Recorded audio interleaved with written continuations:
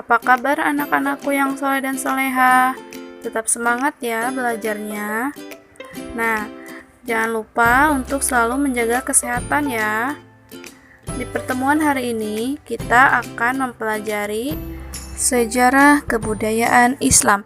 Pelajaran 7, mengetahui bukti-bukti kerasulan Nabi Muhammad SAW. A. Bukti-bukti kerasulan Nabi Muhammad SAW. Sejak kecil, Nabi Muhammad SAW tidak pernah ikut menyembah berhala atau patung-patung yang ada di sekitar Ka'bah.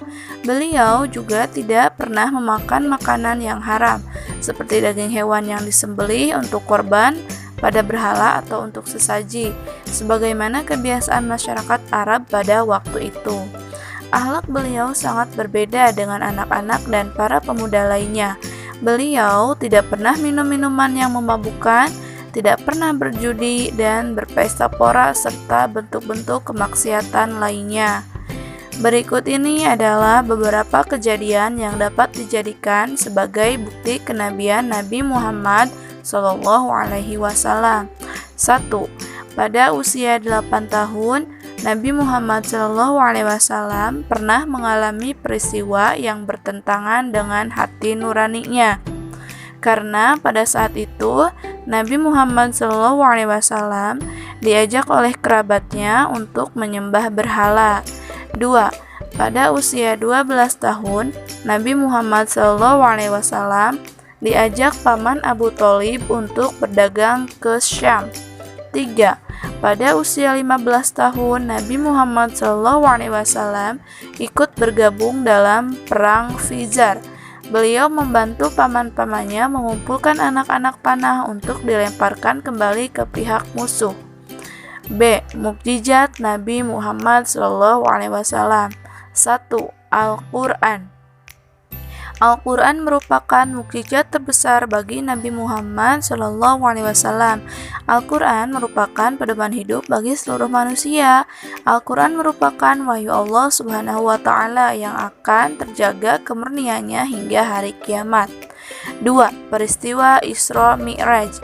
Isra Mi'raj adalah perjalanan malam luar biasa yang dialami oleh Nabi Muhammad SAW. Beliau diperjalankan oleh Allah SWT dari Masjidil Haram di Mekah ke Masjidil Aqsa di Palestina. Setelah itu beliau dinaikkan ke Sidratul Muntaha.